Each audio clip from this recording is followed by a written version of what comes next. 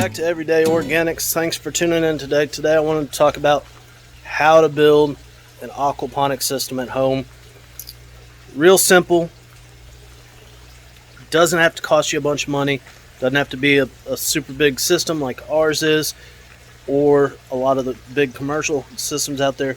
You can do it on a low budget. So I'm going to walk you through how we set ours up, but I'm also going to explain how you can do one with things you may have around the house or under $100. So let's jump right into it. So aquaponics system, let's break it down real quick because maybe you're new to this, maybe you don't know exactly what it is, but essentially you have fish that feed your plants. Your plants keep the water clean for the fish.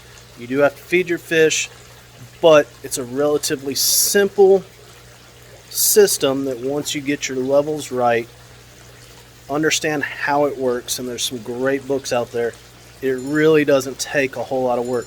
You're not having to pick weeds, you're not having to fight for water or nutrients for the plants, because the system essentially is a enclosed ecosystem that helps you grow plants. It grows faster, it's cleaner. Depending on the type of fish that you use, you can possibly eat them as they grow out of the system and know that they're healthy, happy fish as well. So let's talk about the handful of items that you need right now. So essentially you need 7 items. You got to have a place for the fish, pond, a tank, whatever it may be, to house the fish. You need fish. You need a pump. You need a growing bed, and you need media, which can be a number of things. It can be lava rock, it could be expanded clay, it could be expanded shale, a handful of other products out there, pea gravel, depending on the acidity of it or what it throws out there for your pH, because you have to keep your pH at 6.5 to 7 is ideal. Ours runs right at 7, just below it on a normal basis, but we do check it on a regular basis. So those few items are all that you need in order to create an aquaponics system. Now, I'll end up doing another video as we expand to go through and show you exactly how to build the system, and I'll link a video up above on walking you through our system. And the good thing with these systems is that no two are exactly the same. Now, a lot of folks on the larger systems will have a filter to regulate the amount of fish waste that goes through the system into your plants, and we may add one at some point on ours, and I've given us room to do that. But for today's video, I just wanted to run through on how to build a system. So you gotta start with the tank or fish tank, a rubber bucket that you can get at any hardware store, a feed bucket, whatever it is. It doesn't have to be super big. It just depends on how large of a system you want. So our original system started with a 80-gallon rubber watering tank, a 4x4 bed. We went ahead and did expanded clay on ours, and a handful of plumbing fittings and a pump, and that's about all you need. Now, you can make it on a budget, and I've talked about doing one for under $50, and I've actually researched on Amazon, and I can get a pump, I can get a $20 fish tank, I can get a little Rubbermaid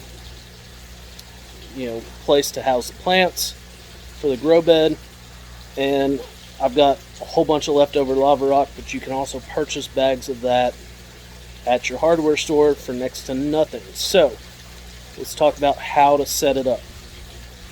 So we're going to walk through ours. I'll show you, then I'll explain more on it, but let's jump right into it. So here's a 4x4 shallow bed. You also have a 4x4 deep bed. Now, I would suggest doing the deep bed. Things root better in it. It gives the roots a chance to get down in there. And this particular bed has the top 3 inches of expanded clay with the lava rock underneath. But it's a larger system. Like I said, you can do a little, what they call bus tub, and you can get them for about $12, and a small fish tank for $20, and be able to run a system and do that. So the next thing that you will need is a pump. Now this is a large pump because we have 650-gallon tanks, and as you can see, we've got our catfish in our tank. Our water's starting to clear out because we did put liquid seaweed in it to help give the plants nutrients while we ran the system, which I highly suggest to do for a couple weeks. Add a couple goldfish to it to make sure that they survive for the next 2 weeks. And after that month, your system is cycling the way it should. And that's when we add our fish that we decided to go with, which are catfish, because in Texas, who doesn't like to have fried catfish? And as they grow out of the system, we will replace them with new fish and eat what we have fed and are healthy and happy. So, got a pump, got a grow bed, got a tank, as you can see, ours, and you got some plumbing. One thing I did forget to mention is a timer. These timers are under $20, but essentially ours run 30 minutes on, 30 minutes off. And so what happens in this system if you're new to aquaponics is through the pump up into there, it fills up. If you can see, it will fill up to about this point, which leaves us about 2 to 3 inches of dry zone, so that the seeds go in or your plants go in, and that water runs up to that level. And as you can see here, we have a drain. So this drain has 2 or 3 holes in the very bottom, so that it once the timer goes off, it will drain all the way down, sucking all that water and nutrient and bacteria, goes back into the pond, and it recirculates. So as you can see, this one is currently running, and it's slowly draining back in to it. And as you can see, the water is just below the overflow. So that overflow is where your dry zone starts. So the system really is just that simple. You do want to get a pH reader. They're not very expensive. They're well worth it.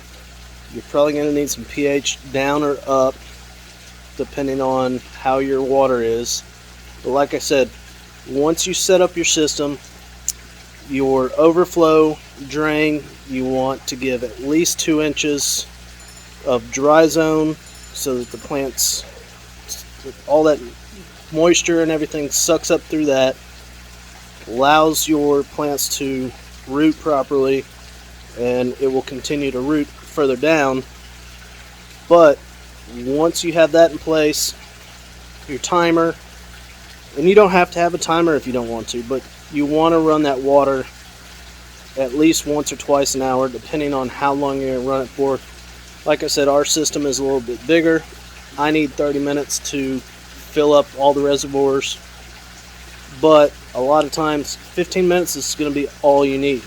Now on the pump, make sure that it's a pump that you can adjust the flow, because you may find out that 10 to 15 minutes is all you need to fill up your deal with a small enough pump and a small enough system. and that will allow you to make those adjustments. If you're shy of 15 minutes, you can crank that down and to where it hits right at 15 minutes, but that next 15 to 30 minutes you need to make sure that that system is draining. So my suggestion on your overflow, and when you drill a hole in it, start with one, let it cycle, see how long it takes to fill your tank back up, and then once you do that, if it's too slow, add one more hole. If it's right, leave it alone. Don't put another hole, but start with one and build from there if you have to. Now, as I mentioned with the fish, what you want to do is, for first 2 weeks, give the system no fish, give it liquid seaweed, let the plants start to get established, because that's going to help utilize your system and flow through it. After those 2 weeks, you're going to already see your plants starting to sprout, or if you already just planted regular plants with no soil on them, you're going to see them really shoot up because they're getting that nutrient, they're getting that water. If you're going to do it indoors, make sure it has a light or next to a window. Outdoors, make sure it gets enough sun. And then once you cycle it, add a couple cheap fish. Don't go and spend a bunch of money on koi, tilapia, catfish, whatever it is. Go spend 20 cents on a handful of goldfish. Let those run through the system for another 2 weeks. If all of them survive, now it's time to add whatever type of fish you prefer to put in there. And if you're doing it for the kids in their room, maybe, so that they can learn and experience it, let them pick out the fish. Get the kids involved, because that's really the joy for us and our family, is getting to involve our kids, letting them be involved, letting them feed the fish, letting them help with the plants. But aquaponics is such a cool system, and it allows for an interactive with your family. So hopefully this helps. I'll give a quick rundown at the end of this with a list of supplies in the description below. Leave us a comment, leave us a like, hit that subscribe button, and we'll see y'all soon.